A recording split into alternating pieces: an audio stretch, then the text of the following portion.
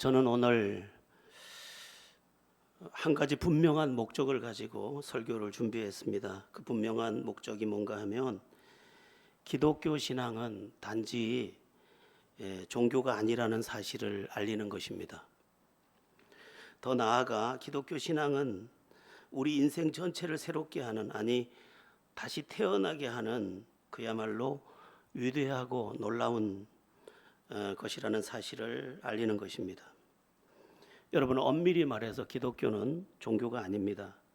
보통 종교라고 하면 사람이 신을 찾아 올라가는 것, 또 선을 행하여 구원에 이르려고 노력하는 것, 또는 마음의 평안을 얻기 위해서 수행하는 것, 또는 재앙을 피하거나 복을 구하는 것, 그렇게 생각합니다. 하지만 기독교는 다릅니다.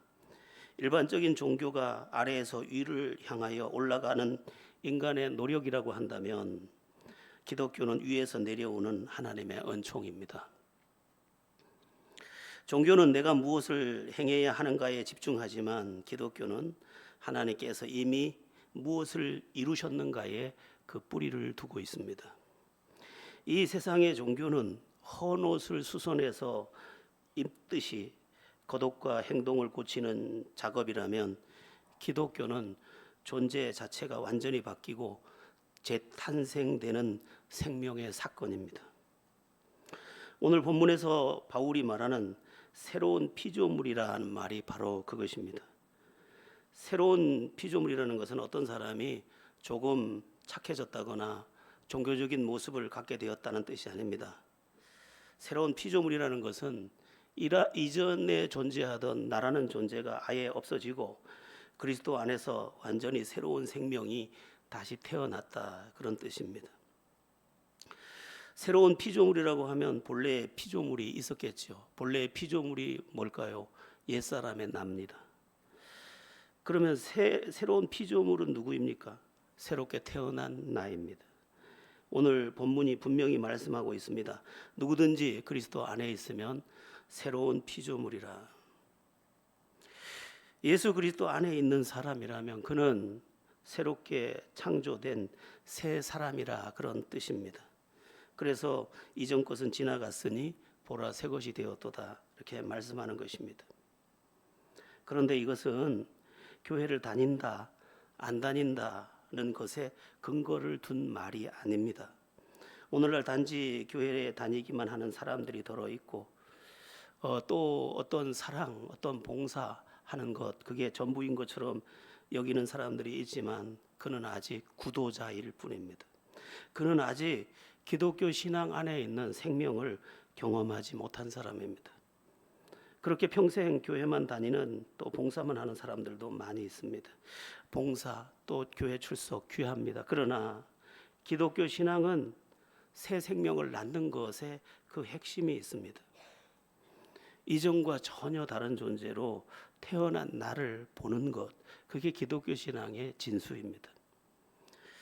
그러므로 기독교 역사를 보면 항상 그런, 나는 옛사람이 아닙니다. 나는 다시 태어났습니다. 본 어게인, 나는 거듭난 존재입니다. 이런 고백을 하는 수많은 사람들이 기독교 역사에 그 한 획을 그어왔습니다. 그런데 이것은 누구든지라는 오늘 그 내용이 앞에 전제되어 있는데, 그가 누구든지, 그가 이전에 못난 사람이든 그가 열악한 환경 속에서 자란 어떤 사람이든 상관없이 그가 주님을 온전히 만난 사람이라면 그는 눈부신 존재가 되는 것이고 역사적 존재가 되는 것이고 또한 영향력의 존재가 되는 것입니다. 성경 다음으로 많이 팔린 책, 제가 들고 있는 이 책입니다. 존 버년이라는 사람이 쓴 책인데, 이 존 버년은 1628년 잉글랜드 베드포드 근처에 엘스토라고 하는 작은 동네에서 태어났습니다. 그의 아버지는 이제 흔히 말하는 땜쟁이입니다. 땜쟁이. 예전에 우리도 가난한 시절에 소 떼우세요, 냄비 떼우세요, 구멍난 장독 떼우세요, 뭐 그렇게 다니던 사람, 그 아버지가 그런 사람이었습니다. 존 보녀는 그래서 이 당시가 신분 사회였기 때문에 좋은 학교를 갈 수 없었고 가정 형편도 좋지 않았기 때문에 아주 열악한 학교에 진학을 했고 그곳에서 이제 글씨를 배우게 됩니다. 그런데 얼마 지나지 않아서 아버지 토마스 버년이 그의 학교 그만 갈 것을 요청하고 땜쟁이 기술을 배우도록 합니다. 그러니까 존 버년은 학교를 잠시 다녔을 뿐입니다. 그렇게 어렵게 자기도 아버지를 따라다니면서 어떤 솥도 때우고 또 남의 어떤 옹기도 때우고 그런 삶을 살았는데 그가 16살 되던 해에 굉장한 비극이 연달아 일어납니다. 어머니가 먼저 이제 6월에 돌아가십니다. 7월에는 또 여동생 마가렛이 또 어머니를 뒤따라 하늘나라로 갔습니다. 아버지는 어머니가 돌아가시고 딸이 세상을 떠난 그 다음 달 8월에 재혼을 했습니다. 모든 것이 힘들었던 이 존 보녀는 아직은 나이가 16살인데 군에 자원 입대를 해서 군 복무를 하게 됩니다. 3년 동안 이제 그 의회 군이라는 보병으로 군입대해서 복역을 하게 되는데 그가 배치된 그 전선은 그렇게 전투가 많지 않은 곳이었는데 그날따라 이제 자기가 나가야 될 그 순번에 자기 대신 어떤 형이 이제 나가서 그 근무를 서게 됐는데 그날 대신 나간 형이 전사를 하게 됩니다. 그런 어려움 중에 이제 군대에서 제대를 하고 일찍 이제 결혼을 하게 되는데 결혼을 할 때 이 아내가 참 독실한 크리스찬이었습니다. 그의 아내가 신앙 서적을 몇 권을 결혼을 시집으로 오면서 신앙 서적을 몇 권 가지고 왔는데 글에 익숙하진 않았지만 그 책을 펴서 날마다 읽던 존 보녀는 그 책 속에서 이제 회심을 경험하게 됩니다. 오늘 제가 뒤에 회심 이야기를 많이 하려고 하는데 회심을 경험하게 됩니다. 믿음이 오고 자기의 삶에서 완전히 돌아서게 되고 자기가 다시 태어나는 경험을 하게 됩니다. 여러분, 때로는요 신앙 서적이 우리를 새롭게 할 수 있습니다. 하나님은 어떤 것을 도구로 쓸지 절대로 알 수가 없습니다. 저 같은 경우에도 신앙 초창기에 기독교 서적을 참 많이 읽었습니다. 정말 하루도 빼놓지 않고 기독교 서적을 읽었고 보통 제가 한번 책을 사러 나가면 30권 또는 50권씩 사오면 그 책이 다 읽도록 쉬지 않았습니다. 그거 다 읽고 나면 한 또 30권 또 사서 그래서 저는 뭐 전집류가 많은 게 아니라 단행본이 많습니다. 지금은 뭐 눈이 워낙 좋지 않아서 많이 못 읽는 형편입니다만은 그런데 그 책들이 저한테 얼마나 많은 도전을 주고 저를 얼마나 가슴을 뜨겁게 했는지 모릅니다. 저의 구원의 확신도 사실은 책을 읽다가 얻은 것입니다.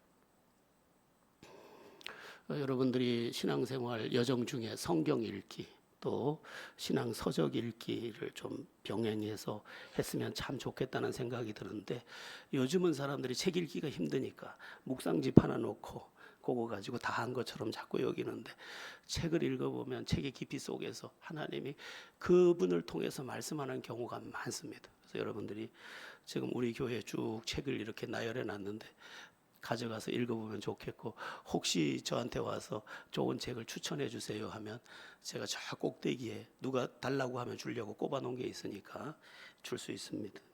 뭐 저희 집에도 책이 많이 있는데 둘 곳이 없을 만큼 있는데 좀 갖다가 다 놓을까 싶은 생각도 있습니다. 존 버녀는 그렇게 회심을 통해서 온전한 크리스찬이 되었습니다. 그 회심으로 인한 그의 기쁨은 정말 말로 다 할 수가 없었습니다. 어제까지도 그는 믿음의 사람이었지만 그 회심의 그 시점에서 그는 딴 사람이었습니다. 가끔 그런 이야기를 하는 것들을 여러분들도 들어보셨을 것입니다. 어떤 대학생이 열심히 신앙생활을 했는데 그날은 달랐다고. 그날 주님을 만났고 그날 나는 회심을 했고 그날 나는 새 하늘을 보았다고. 그리고 내가 하나님께로 온전히 돌아선 나를 볼 수 있었다고 말하는 그 수많은 이야기들을 여러분들도 들어보셨을 거예요. 그게 회심의 시점입니다. 그는 존 번연은 그 결혼 생활 속에서 이제 신앙을 곁들이며 행복했는데 첫 아들이 태어났는데 안타깝게도 첫 아들이 시각 장애인이었습니다. 우리 일제 시대에 썼던 시 중에 빼앗긴 들에도 봄은 오는가가 있는데 크리스천의 삶에도 고통은 오는가? 고통이 옵니다. 그러나 대처하는 방법이 전혀 다릅니다. 특히 회심을 경험한 거듭난 신앙인이라면 그는 그것을 전혀 다른 차원으로 이해를 하게 됩니다. 존 번연의 아내는 그로부터 3명의 자녀를 더 낳는데 3명의 자녀를 더 낳은 후에 또 먼저 세상을 떠납니다. 그러나 이 존 번연은 이 가슴이 뜨겁습니다. 회심을 경험했고 자기가 하나님의 손에 붙들려 있다는 것을 알고 예수 그리스도의 구원이 여기 물컵이 있는 것보다 더 선명하게 자기에게 만져졌기 때문에 조금도 물러설 수 없었습니다. 그는 이제 사람들을 만나 복음을 전하기 시작했고 사람들은 그의 복음 전하는 말씀 앞에서 거꾸라지고 또 회심을 하기 시작했습니다.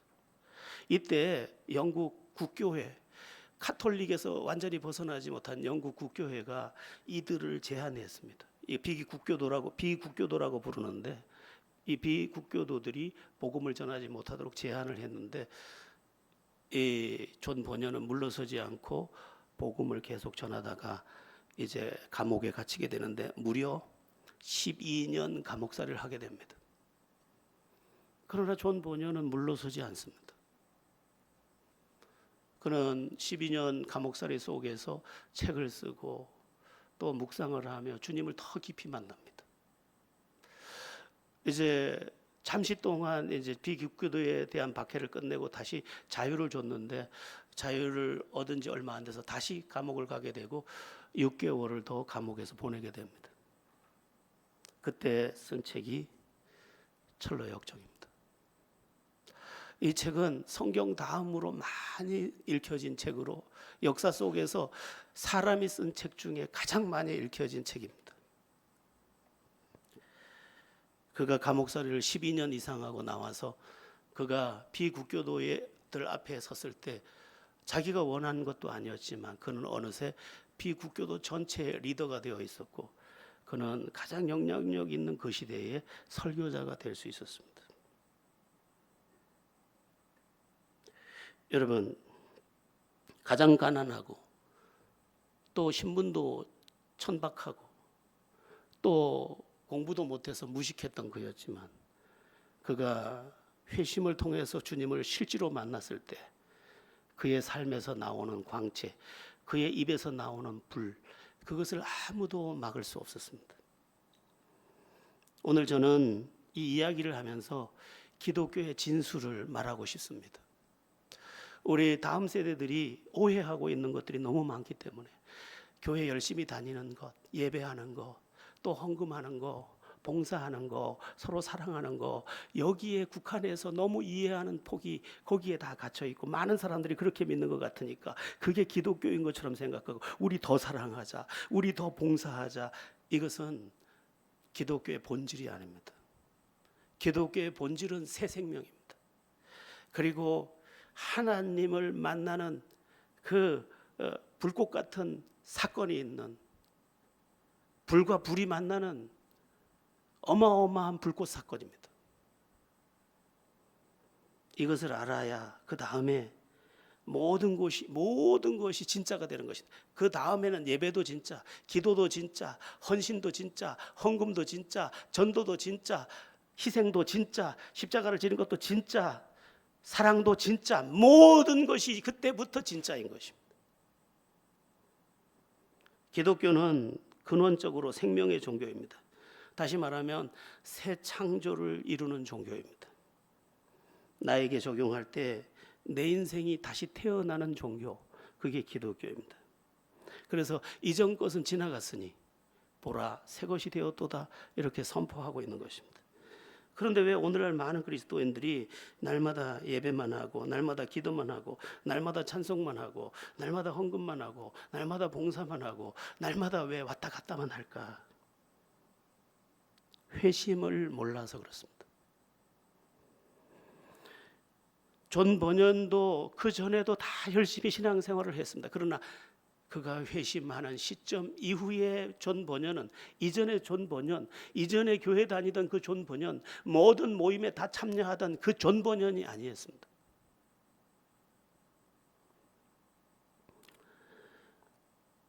회심은 단순한 감정적 뉘우침이거나 믿음을 열심히 하겠다는 결심도 아닙니다. 이 회심은 하나님의 사건이 내게 들어온 것이고 나의 삶이 완전히 새롭게 되었다라는 말입니다. 회심한 영혼에게는 보이는 것도 다르고 깨달아지는 것도 다르고 목적도 다르고 마음도 다르고 생각도 다르고 계획도 다르고 인생에 대한 이해도 다 다릅니다.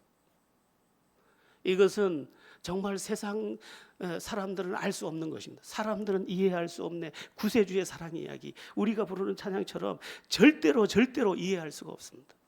요즘은 뭐 기독교를 비판하기 위해서 젊은 연예인들이 모여가지고 이걸 이렇게 이야기, 그들은 모르고 있는 것입니다. 알면 절대로 그렇게 말할 수가 없습니다. 저도 예수 믿기 전에 예수 믿는 친구랑 다퉈본 적이 있습니다. 아니 하나님이 우리를 사랑한다면서 근데 왜 선악과를 거다 갖다 놨어? 안 갖다 놨으면 됐을 거 아니야. 이걸 가지고 그 친구가 저를 못 이겼습니다. 억지죠, 억지. 그런데 이 회심이 어떻게 가능할까? 그것은 성령이 임함으로 비롯되는 것입니다. 우리가 믿을 때 성령을 받았느냐? 예, 사도행전 19장에서 에베소 교회 성도를 향해서 바울이 물었던 그 질문, 너희가 믿을 때 성령을 받았느냐? 바로 그 질문입니다. 성령이 임하면서 회심이 같이 오는 것입니다. 요한복음 3장에 바리새인 중에 니고데모라는 사람이 밤중에 예수님을 찾아와서 이런 이야기를 합니다. 예수 선생이요, 당신이 하는 일을 보니까 하나님이 당신과 함께 하는 것이 분명합니다. 하나님이 함께 하지 않는다면 당신이 하는 그 일들을 아무라도 할 수 없을 것입니다. 그러자 예수님은 군더더기를 싫어하셔요. 본질로 딱 들어가셔요. 사마리아 여인이 우리 예배할 때가 예루살렘에 있다 하더이다 어쩌고 저쩌고 하니까 내 남편을 데려오라 해서 그 사람의 문제 고름부터 짜고 바로 본론으로 들어가 버린. 지금 이 니고데모도 와가지고 지금 당신은 지금 하나님의 사람인다고 아무리 높여도 예수님은 거기에 부추김을 당하지 않습니다. 그러므로 예수님께서 바로 뭐라고 말하냐면 사람이 거듭나지 아니하면 하나님의 나라를 볼 수도 없느니라. 이렇게 거듭남에 대한 다시 태어남, 본 어게인, 사람이 다시 태어나야 한다, 다시 태어남에 대한 말씀으로 그에게 대답을 했습니다.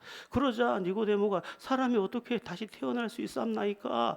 어머니 모태로 들어갔다 다시 날 수 있었나이까? 이렇게 묻습니다. 어떻게 다시 태어나는 게 가능합니까? 나는 이 얼굴을 가지고 이 모습을 가지고 이 심령을 가지고 이 성품을 가지고 태어나서 이 유전자를 가지고 이렇게 살고 있는데 어떻게 다시 태어날 수 있습니까? 하고 물은 것입니다.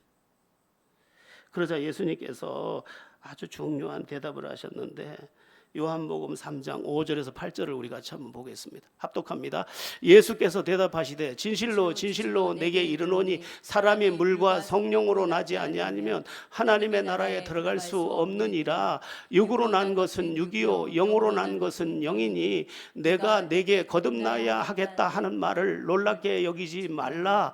바람이 임의로 불매 내가 그 소리를 들어도 어디서 와서 어디로 가는지 알지 못하나니 성령으로 난 사람도 다 그러하니라. 성령으로 거듭나야 한다. 성령이 와서 네를 재탄생시켜야 한다.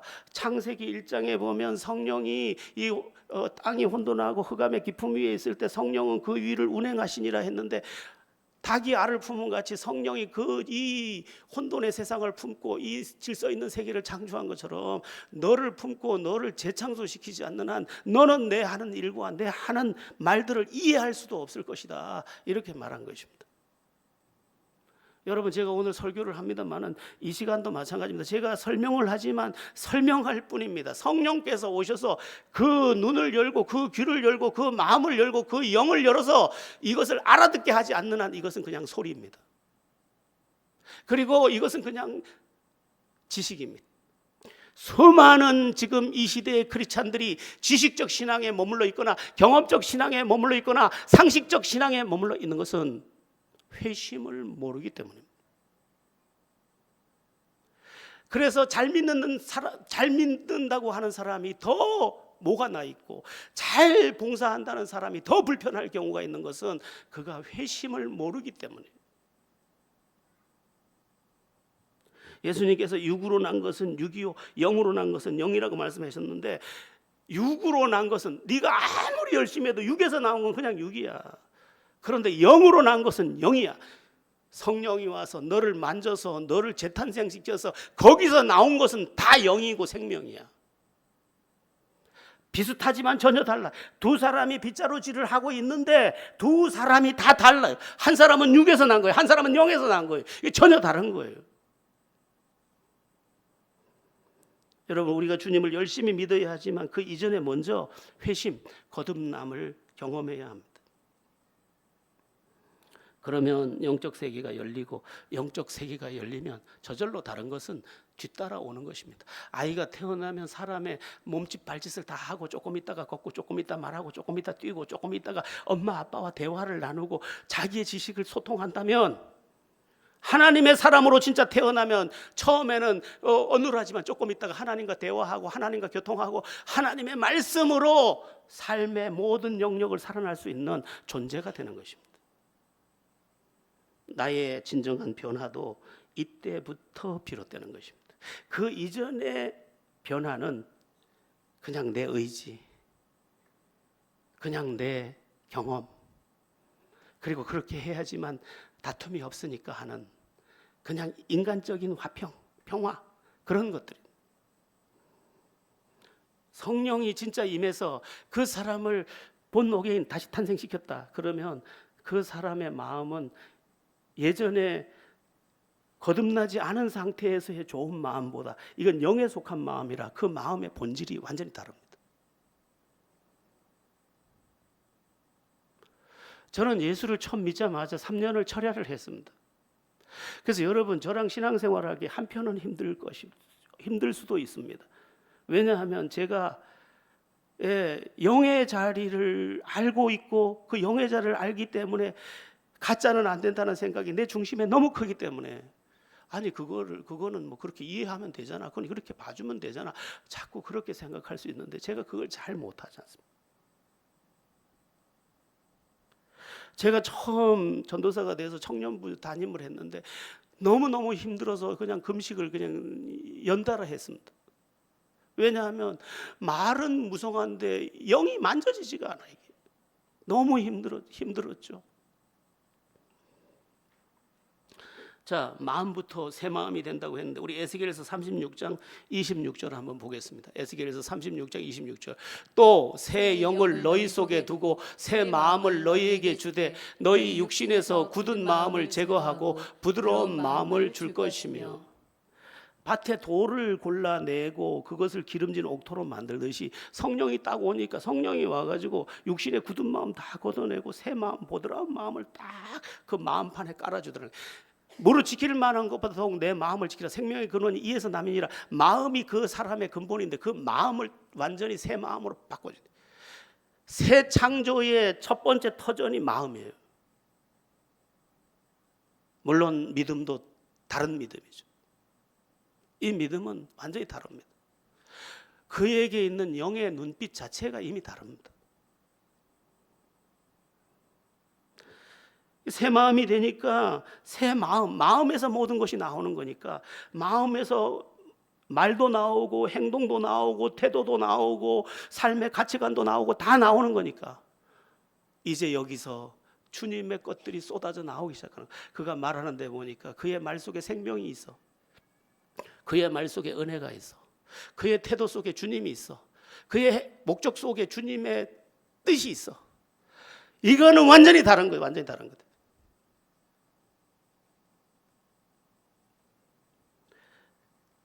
그러니까 믿으려고 애쓰는 것이 아니라 믿어지는 것이고, 변화되려고 애쓰는 것이 아니라 변화가 내 안에서부터 계속해서 나를 움직여가는 것입니다. 내가 나를 만드는 것이 아니에요. 내 안에 오신 그 영이 내 안에서 나를 만들어가는 거예요. 그 새 마음 안에서 가끔은 내가 그 마음에 굴복하지 않고 내 육체의 옛 본성을 가지고 사는 것을 안타까워하며 또 통곡하기도 하지만, 이것은 전혀 본질적으로 다른 내가 내 안에서 운행하는 것을 보게 되는 것입니다. 이러한 회심은 또 성령으로 말미암는다고 했는데, 이 회심의 동시에 사명도 내 안에서 불타기 시작합니다. 그 중에 대표적인 말씀이 사도행전 1장 8절입니다. 한번 읽어보겠습니다. 오직 성령이 너희에게 임하시면 너희가 권능을 받고 예루살렘과 온 유대와 사마리아와 땅끝까지 이르러 내 증인이 되리라 하시니라. 내 증인이 되어라가 아닙니다. 되리라. 복음을 전하지 않는 것이 죄책감이 될 만큼 되리라. 네가 다시 태어났어? 네가 회심을 경험했어? 너는 거룩한 부담에 붙잡힐 것인데 저 사람이 예수를 모르잖아. 네가 그것에 대해서 마음의 아픔을 가질 거야. 그럴 수밖에 없어. 방법을 동원해서 복음을 전하게 될 거야. 여러분, 지금 북한에도 10만 명 이상의 성도들이 있는 것으로 알려져 있습니다. 어떻게 그게 가능하죠? 복음 전도하다가 잘못하면 다 집안이 다 망하는, 자기만 죽으면 괜찮은데 온 가족이 다 죽습니다. 그런데도 전도해. 그건 거듭난 신앙인들. 그는 회심한 신앙이지. 그는 성령을 아는 사람인 거지. 그는 상식의 수준과 인간의 그 평균적 의식, 객관적 의식에 있는 것이 아니고 하나님께 속한 사람인 거지. 그래서 그런 거예요. 존 버년이 12년이 넘는 감옥살이에서도 물러서지 않았던 이유가 뭐냐? 성령이 그를 계속 주장하고 있었기 때문에. 여러분, 요즘 현대인들이 조금만 어려운 일이 닥치면 이렇게 말을 합니다. 하나님이 계시다면 이럴 수가 있을까? 이게 나는 아직 주님을 모릅니다라는 고백입니다.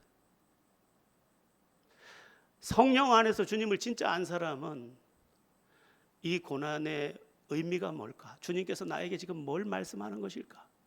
주님께서 이 고난을 통해서 이루실 계획은 뭔가? 이미 접근하는 방법이 다른 것입니다. 주님은 지금 나에게 뭘 깨닫기를 원하시는 것일까? 그리고 하나님이 이 일을 통해서 어떤 위대한 일들을 이루실까 생각하게 되는 거죠. 옛날에 어떤 왕이 재상을 데리고 사냥을 갔다가 그만 채찍을 잘못 휘두르다가 자기 손가락을 잃게 됐습니다. 재상이 이렇게 말을 했어요.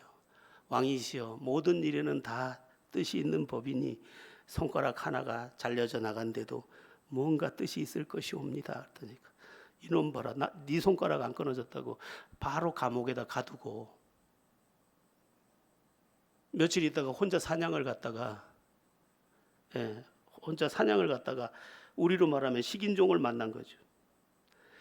그래서 식인종을 만난 게 아니라 이제 인신 제사를 사람 제사를 드리는 이제 제물로 이 사람을 삼아서 바위 위에 딱 올려놓고 이제 뭐 칼춤을 추다가 갑자기 추장이 멈춰라. 저건 제물이 될 수 없다. 몸이 온전해야 되는데 손가락 하나가 잘라졌기 때문에 제물이 안 돼. 풀어줘라 해서 풀려났다. 풀려난 이 왕이 이 갇혀 있는 재상에게 가서 아니 자네 말이 맞았네. 손가락 하나 때문에 목숨을 건졌네. 그런데 내가 이해가 안 되는 게 있어. 자네는 감옥에 갇혔는데 그걸로 얻은 이익이 뭔가? 제가 만약 감옥에 갇히지 않았다면 왕과 함께 사냥을 갔을 것이고 거기서 제가 왕 대신 제물이 됐을 것입니다. 모든 것이 유익합니다. 지혜로운 재상이죠.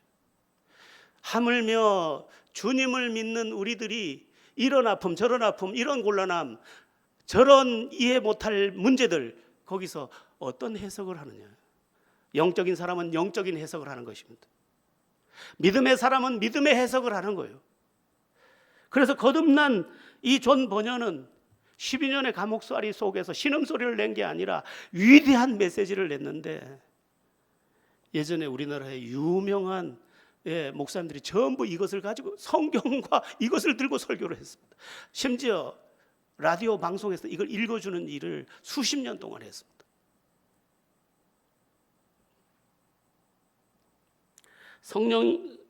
성령으로 말미암는 회심이라는 말 자체의 단어 자체가 사실은 그런 뜻입니다. 히브리어로는 슈브인데 돌아오다, 돌이키다. 헬라어로는 에피스트레포인데 방향을 바꾸어 하나님께로 돌아서다. 그전에는 하나님을 그냥 은혜를 사모했는데 이제는 하나님께로 방향이 돌아섰습니다. 그리고 하나님의 뜻에 내가 이제 복종하기 시작한 것이고, 그 복종 속에서 하나님의 은사를 보고 있는 것입니다. 이것은 그의 믿음을 지속적으로 변화시킵니다. 그가 날이 갈수록 깊어집니다. 뭐 이런 사람들이 더러 있습니다. 첫사랑이 그립다. 그때 처음 예수님 처음 믿을 때 정말 행복했는데, 그렇지 않습니다. 날이 갈수록 깊어집니다. 깨달음도 깊어집니다. 그리고 천국이 이제 귀에 들리던 이야기가 아니라 손으로 만져집니다.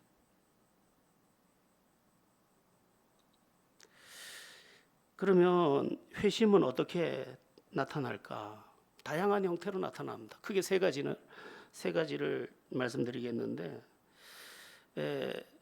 첫 번째는 사도 바울의 경우인데 극적이고 또한 드라마틱한 그 사건으로 나타납니다. 사도 바울은 예수 믿을 생각이 없고 오히려 예수 믿는 사람들 잡아 죽이려고 다메섹 도상으로 가다가 거기서 정오의 빛보다도 찬란한 빛을 만나고 거기서 부활하신 주님을 만나면서 거기서 사울이 바울로 바뀌어버립니다. 박해자에서 전도자로 그날 그 시간 바뀌어버립니다. 이건 너무도 극적인 거죠. 이런 사람들이 많이 있느냐? 꽤 많이 있습니다. 적지 않습니다. 지금 이란에서 굉장히 많은 부흥이 일어나고 있는데 이란 사람들의 많은 경우가 이런 체험을 하고 있습니다. 주님이 살아계시니까요. 두 번째는 점진적인 회심입니다. 마가복음을 기록한 마가 같은 사람이 그런 사람인데, 이 사도 바울과 바나바가 제1차 전도 여행을 떠날 때 마가를 데리고 갔는데 중간에서 마가가 그 선교가 힘드니까 뒤돌아갑니다. 이것을 두고 바울은 굉장히 상처를 받습니다. 그래서 2차 전도 여행을 떠날 때 바나바는 마가를 데리고 가자 하고 바울은 데려가지 말자고 합니다. 그러면서 바나바와 바울이 심히 다투었다 돼 있습니다. 그러니까 바울은 이 마가를 너는 하나님의 사람이 아니다 인정할 수가 없었던 거죠. 그런데 나중에 마가를 찾습니다. 그가 내게 유익하니라, 마가를 데려와라. 이렇게 자기의 마지막 순교 이전에 마가를 부르는 장면이 나옵니다. 그는 뭐냐? 이제 마가를 보니까 마가가 회심한 사람이고 그에게서 나오는 모든 것들이 생명을 가지고 있는 것을 발견한 것입니다. 점진적인. 그래서 예수 30년 믿다가 30년 지난 어느 날 회심하는 사람도 있습니다. 회심을 경험하는 거예요. 그때 그는 아주 전혀 다른 이야기를 합니다. 그는 이런 이야기를 합니다. 그전에도 저는 열심히 믿었습니다. 다 했습니다. 뭐 성가대도 하고 교사도 하고 안 한 거 없이 다 했습니다. 근데 어제 제가 아닙니다. 이 말을 하는 것은 그가 이제 회심에 도착을 한 것입니다. 세 번째 경우는 뜻하지 않은 회심입니다. 루디아 같은 경우인데 사도 바울이 마게도냐 환상을 보고 이제 어디 전도할 때가 있는가 하고 찾아갔다가 그날 안식일인데 강가에 갔더니 어떤 여자들이 이제 빨래터에서 이제 옷감 염색을 하고 있는 것을 보고 그들을 향해서 복음을 전했는데 그 중에 한 여인 루디아가 하나님께서 성령께서 마음을 열게 하셔서 그를 듣게 하고 그로 인하여 루디아가 바울을 영접해서 자기 집을 교회로 내어주는 예상치 못한 회심이 있습니다. 여러분, 그냥 어거스틴 같은 경우에도 그가 그냥 타락하고 그가 죄악 가운데 행할 때 저기서 들려오는 노래소리 열어보아라, 펼쳐보아라. 우리나라로 말하면 고무줄하는 아이들이 부르는 노래소리를 듣고 성경을 들어와서 읽었는데 로마서 13장을 읽고 회심을 하게 됩니다. 그래서 어거스틴은 그날 로마서 13장의 그 아이들의 노래를 통하여 펼쳤던 그 성경 한 구절을 가지고 역사를 바꾸는 존재가 되는, 예기치 않은 회심입니다. 여러분, 언제 내가 주님을 온전히 만나서 회심의 자리에 있어, 어제까지 난 종교인이었습니다, 오늘부터 나는 다른 사람입니다, 이 말을 할 수 있을지, 그때부터는 모든 게 달라집니다. 우리 다음 세대들은 엄마가 교회 가자고 하니까 또 교회 가야 되는구나, 우리 목사님 설교를 길게 하는 편인데 뭐 많은 짜증이 날 수도 있습니다. 그럼 왜? 아직 모르니까. 먹어봐야 맛을 아는데 아직 먹어보질 못했죠. 그럼 나는 회심한 사람일까? 나는 거듭난 사람일까?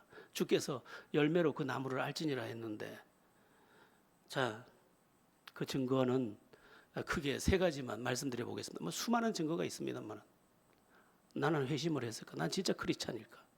첫 번째, 회심한 크리스찬은 하나님과의 관계에서 다릅니다. 뭐 관계에서 다르다는 건 예배가 다르고, 기도가 다르고, 말씀에 대한 갈망이 다르고, 하나님 뜻대로 살려는 마음의 중심이 다릅니다. 더 이상 예배가 지루하지 않습니다. 이 세상에서 가장 달콤한 시간이 예배 시간입니다. 우리 소희 자매가 앞에서 찬양 인도할 때 뒤에서 옛날 생각을 좀 했습니다. 나도 저 뒤에서 찬양을 하면서 그렇게 마음이 뜨거웠었는데, 찬양도 다 다릅니다. 두 번째, 첫 번째는 하나님과의 관계에서 다릅니다. 두 번째는 자기 자신과의 관계에서 다릅니다. 자기 자신에 대해서 용납을 하는 것이고, 자기 자신을 너무 불쌍하고 또 위축된 존재로 나를 받아들이는 것이 아니고, 오늘 우리가 8월달 주제로 삼은 내게 능력 주신 자 안에서 내가 모든 것을 할 수 있느니라. 나 여전히 부족한 사람이 틀림없지만 주님이 하시면 나도 쓰임 받을 수 있다, 이렇게 나 자신을 건강하게 받아들입니다. 나를, 그리고 나중엔 좋아하게 됩니다. 나를 미워하던 내가 떠나고 나를 좋아하는 내가 오게 되고, 병든 내가 떠나고 건강한 내가 태어나는 것입니다. 여러분 안에 나는 못났어, 이 병든 자아가 사라져야 됩니다. 한번 따라해 볼까요? 나는 왜 이래 예쁠까? 못 따라하네요. 예쁘잖아요. 저는요, 이거 거의 병적 수준인데, 여러분 지금 유튜브를 통해서 뭐 세계에서 제일 유명한 목사님 설교도 들을 수 있고 다 들을 수 있잖아요. 그렇다고 난 그 숲에서 2등이라고 생각해 본 적이 없어요. 저분도 설교가 대단하고 저분 설교 대단하지만 나도 그 중에 하나라고 생각해요. 그렇게 전 생각합니다. 목사님 착각은 자유예요. 그렇지만 전 그렇게 생각해요. 지금도. 그래서 극동방송 직원들 설교해달라고 가서 설교를 하니까 목사님은 자신감이 넘쳐서 너무 좋아요. 세 번째, 인간관계가 다릅니다. 사람과의 관계에서 이제 편안해집니다. 불편함이 조금씩 떠납니다. 그리고 사람과의 관계에서 화평을 중심에 세웁니다. 혹시나 어떤 문제로 이렇게 밀고 당길 때 내가 손해를 보면 이것이 화평이 된다면 손해보는 쪽을 선택합니다. 손해볼 준비가 다 돼 있습니다. 화평을 위해 손해를 선택할 수 있습니다. 이게 진리의 문제가 아니라면 기꺼이 물러날 준비가 되어 있습니다. 그게 더 좋습니다.